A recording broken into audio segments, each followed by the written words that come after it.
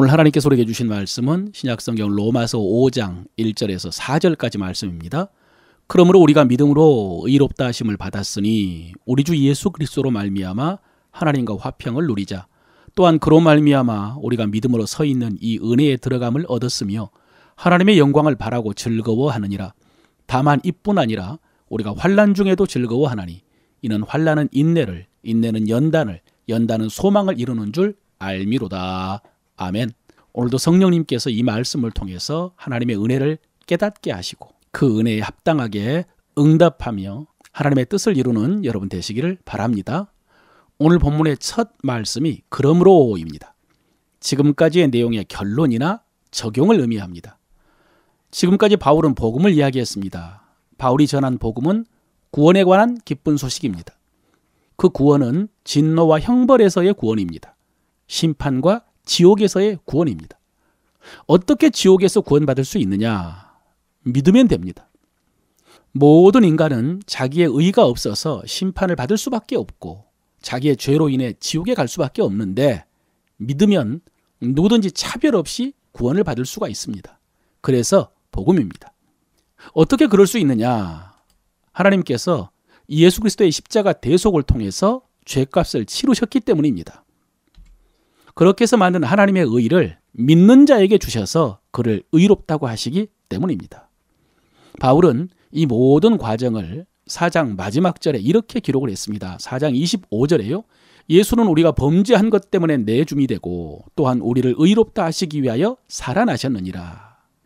핵심은 예수 그리스도의 십자가와 부활을 통해서 우리 죄가 사함을 받고 우리가 의롭다 하심을 받았다는 것입니다. 그러므로 우리가 믿음으로 의롭다 하심을 받았으니 우리 주 예수 그리스도로 말미암아 하나님과 화평을 누리자. 그러므로 화평을 누리자. 여러분 여기서 화평이란 평화, 평안과 비슷한 말입니다. 하나님과 화평을 누리자. 하나님과 불편하지 않는 것입니다. 하나님이 두렵지 않는 것입니다. 여러분 어떻습니까? 하나님과의 이 화평 누리고 계십니까? 하나님 불편하지 않습니까? 하나님 두렵지 않습니까? 이 말씀을 가장 실감할 수 있는 장면은 아장아장 걸음마를 배우고 있는 손자 손녀를 바라보는 할아버지 할머니의 모습일 것 같습니다. 이것을 이사야 선지자는 이렇게 표현했습니다. 너가 내 눈에 보배롭고 존귀하며 내가 너를 사랑하였다.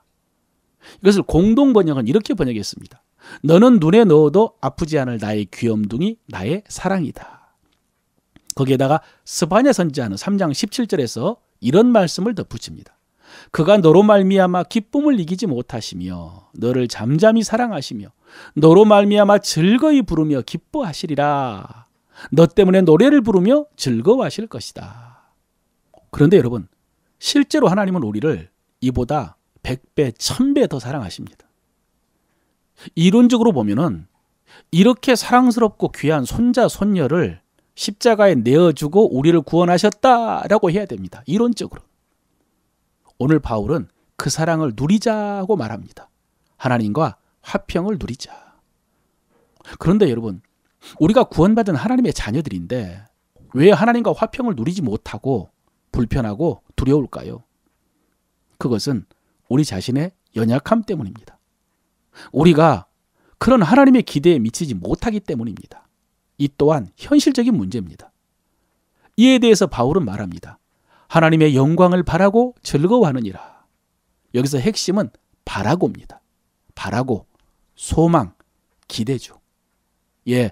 우리의 현재 모습은 하나님의 사랑에 합당하지 못합니다. 많이 부족합니다. 스스로도 실망스럽고 하나님께 죄송합니다. 그래서 화평을 누리지 못합니다. 그런데 여러분, 우리는 변화될 것입니다. 우리는 잘하고 성숙하게 될 것입니다. 그것을 바라야 됩니다. 그것을 소망해야 됩니다. 여러분 이것을 구원의 단계 과정에서요 성화라고 합니다. 여러분 지금까지 바울이 예수 그리스도의 대속으로 인한 죄 용서의 복음을 전했는데 정확히 알아야 될 것은 뭐냐면 그로 인해서 우리가 의롭게 되었다라고 한 것이 아니라는 사실입니다. 의롭게 되었다가 아니라 의롭다 하심을 받은 것입니다.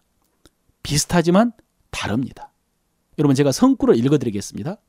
그리스도 예수 안에 있는 속량으로 말미암아 하나님의 은혜로 값없이 의롭다 하심을 얻은 자 되었느니라. 의롭다 하심을 얻었습니다.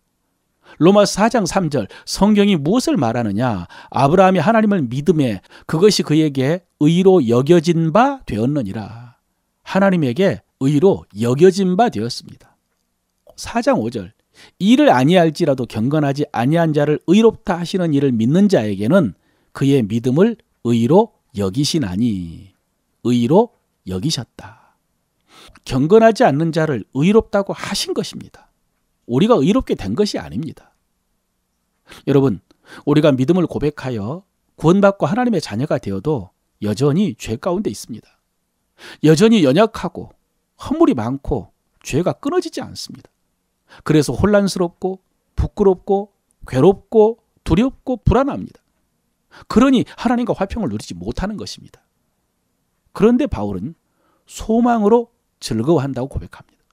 지금은 그저 믿음으로 의롭다 여기심 그 칭의를 받았을 뿐이지만은 그래서 여전히 경건하지 못하고 여전히 부족한 것 투성이지만은 우리는 변화되고 성숙하게 될 것입니다. 그렇게 점점 성화되어 갈 것입니다. 사랑하는 성도 여러분, 이 소망이 있으시기를 바랍니다. 이 과정에서 환난이 등장합니다. 3절 이하인데요. 다만 이뿐 아니라 우리가 환난 중에도 즐거워하나니 이는 환난은 인내를, 인내는 연단을, 연단은 소망을 이루는 줄 알미로다. 여러분, 오늘날 우리가 초대교회 성도들처럼 환난과 박해를 당하는 것은 아니지만 성도가 이 세상에서 살고 있는 자체가 환난입니다. 우리의 부족함 때문에 힘들고 또 악한 사람들 때문에 고통도 당합니다. 그런데 중요한 것은 그 변함없는 진리는 그 고난이 환난이 헛되지 않는다는 사실입니다. 오늘 바울은 환난이 우리를 연단한다고 가르쳐줍니다. 연단이란 단련이라고 하는데요. 불순물을 제거해가지고 순수하게 하는 것입니다. 금을 불로 녹여서 불순물을 제거하여 순금을 만드는 것을 연단이라고 합니다. 마찬가지로 우리의 믿음도 환난을 통해서 순수해집니다. 환난을 통해서 깨끗해지고 성숙하게 됩니다.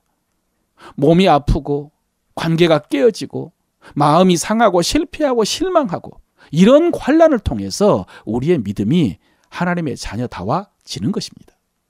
그러므로 여러분, 환난이 어렵고 힘들지만 인내하시기 바랍니다. 인내해야 연단됩니다. 그 연단을 통해서 우리는 점점 더 거룩하게 변화되어질 것입니다. 하나님의 자녀답게 성숙하게 될 것입니다. 그러다가 마지막 순간에 영광스럽게 될 것입니다. 계속 성화, 거룩하게 되어지다가 마지막 순간에 영광스럽게 될 것입니다. 하나님의 영광을 바라고 즐거워하느니라. 사랑하는 성도 여러분, 그 영광을 믿음으로 바라보고 오늘도 즐거워하며 찬양하는 여러분 되시기를 축원합니다.